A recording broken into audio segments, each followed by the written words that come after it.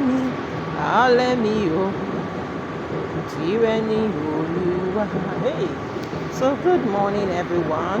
Welcome to my analysis of Job chapter 8 to 14. And as you know, you're walking with me. I'm going to try to make this as brief as possible because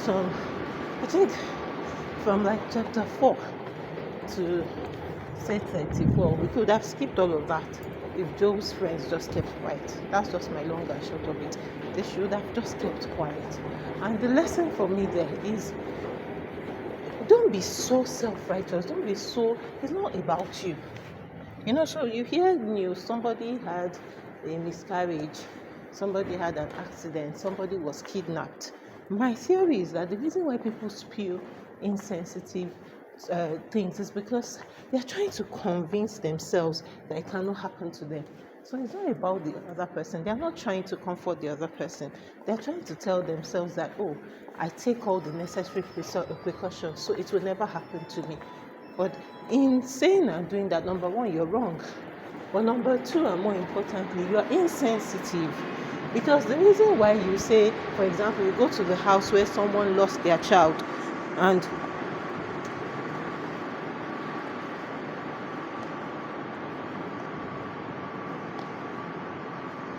if someone lost their child, and the way you respond, the way you interpret it is, oh, if they had been more careful, if they had locked the door. You are not talking to them, you're actually talking to yourself. You're telling yourself, oh, make sure you lock the door, make sure you do so. But even if you have those lessons to learn, go to your house and go and write it in your journal. Don't spew nonsense because you don't have anything to say.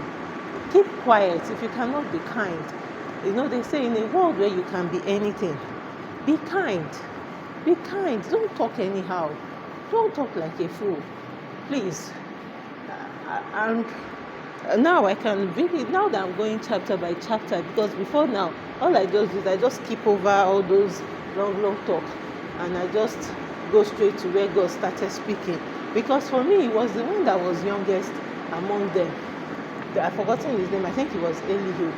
Elihu was the one that spoke, and his speech was very close to what God said. Because Elihu, when he finally got to his turn, we'll get there, he said he was keeping quiet to see if wisdom will speak through the older men, because he was the youngest. But he now realized that it's not by age, that wisdom does not come with age. We have foolish old men and we have wise young men. So it was Elihu's speech that was quite close to what God said.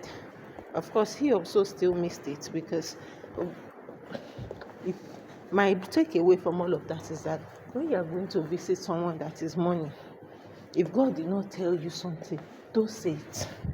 Just, they are saying something you don't like, they were so blasphemous, they said they're angry with God. Then you do what? Then keep quiet. Let them vent. They are not talking to you. They are talking to their maker.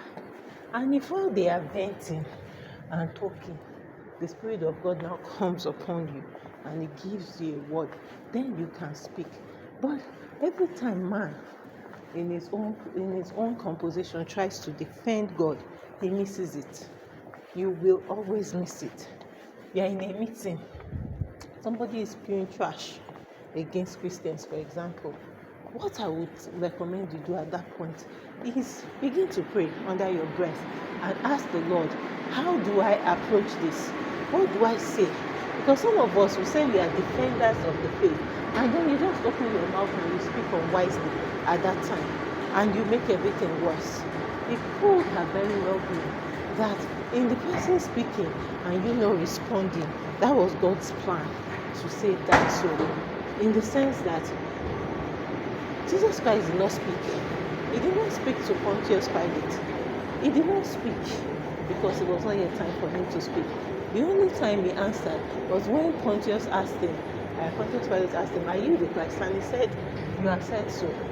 Sometimes your silence is more important than whatever it is you have to say. For me, if there's anything I'm learning from this book of Job, is to know when to keep quiet.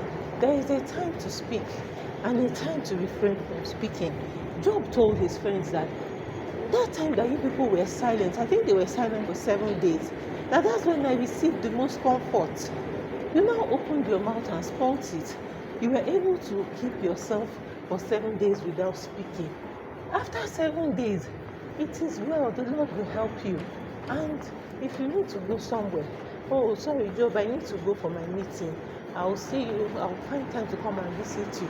The end. They go your house. Don't talk pass. For me, that's the important lesson I'm picking from Job. Keep quiet. There's a time to keep quiet. Just make sure no talk. Keep quiet. Anyway, so please, I'd love to hear from you. What are your lessons from Job chapters 8 to 14? Share with me. I really would love to hear them. Have a blessed week.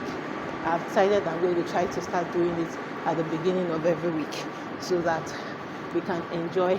So this is our second week. We are going to 6 weeks of the book of Job. So tie your belt and start making your notes. Feel free to send your notes in to me. You can send me a DM or on Instagram at Real Estate CC.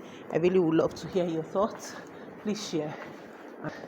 Let's have it. Or you can send an email to ccrealestateng@gmail.com. I'll put that in the caption of the video when I upload it. So thank you very much for walking with me. It's time for me to keep walking. Have a blessed day. Love ya. Okay, let me sing a song. The song that came to my spirit this morning is it's an old song. I'm in love. It's not. Anyway, that's the one I can remember. I'm in love with you.